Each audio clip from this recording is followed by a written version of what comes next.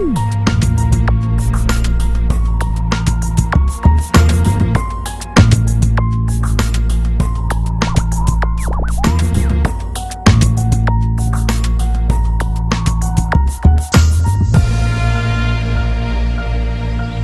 26 avril 1986, accident nucléaire dans la centrale Lénine en Ukraine. La fusion du cœur d'un réacteur a conduit au relâchement de radioactivité dans l'environnement et à de nombreux décès. C'est le plus grave accident nucléaire répertorié jusqu'à présent. La publicité est entrée dans tous les foyers et imprègne l'univers quotidien. La femme ménagère des réclames a cédé la place à la fille de pub, jeune, jolie, libérée et de plus en plus déshabillée. Et Jacques Séguéla orchestre la campagne de Mitterrand. Le graffiti, né dans le métro américain, intègre le champ des arts plastiques grâce à Keith Haring et Jean-Michel Basquiat. Cette période marque bien la fin du temps de Louis Pradel. Et si d'un point de vue technique on fait de mieux en mieux, on ne peut nier que les temps ont bien changé.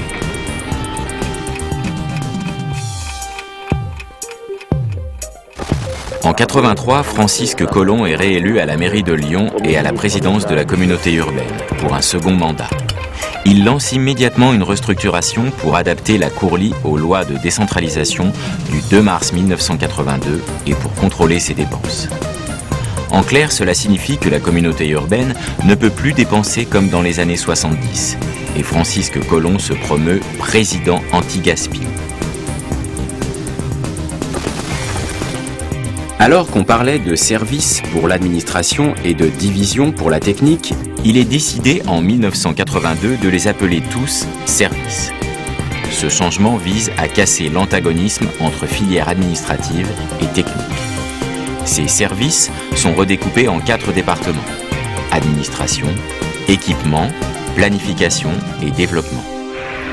Depuis 1969, les effectifs de la communauté urbaine avaient gonflé du fait des reclassements de personnel, des réorganisations ou des services concédés comme les abattoirs.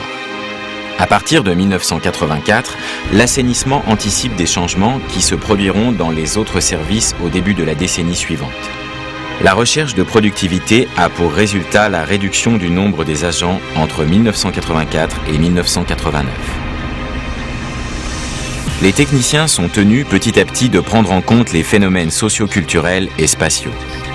La dimension culturelle, selon Claude Martinan, un ingénieur en chef des ponts et chaussées qui signe un rapport remarqué sur le génie urbain en 1986, devient tout à fait fondamentale. Cet ingénieur fait apparaître un lien entre espace public, génie urbain et aménagement urbain, dont la communauté se souviendra la décennie suivante avec la création d'un service espace public. Le génie urbain s'incarne bien à Lyon, dans le domaine de l'eau d'abord. Un groupe de recherche Rhône-Alpes sur les infrastructures et l'eau est créé en 1985, le GREI. Il va être suivi 2 ans plus tard par une structure plus généraliste, l'Institut national de génie urbain de Lyon. L'INGUL est créé à Lyon en 1987. Il va œuvrer à l'amélioration des savoirs professionnels pour l'utilisation des techniques dans le cadre de la gestion et du développement des villes. En 1998, l'INGUL se transforme en une agence des villes qui a vocation à être un lieu de concertation entre l'État et les collectivités locales.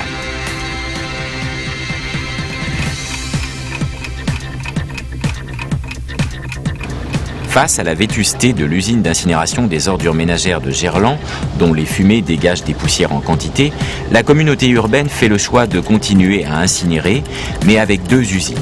L'une à Gerland, l'autre à Rieux-la-Pape.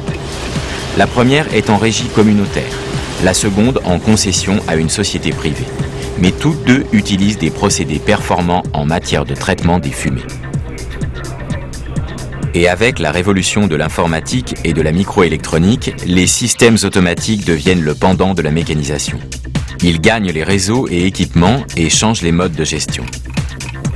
Dans les stations d'épuration, l'évolution des procédés rend les équipements moins volumineux et moins difficiles à entretenir.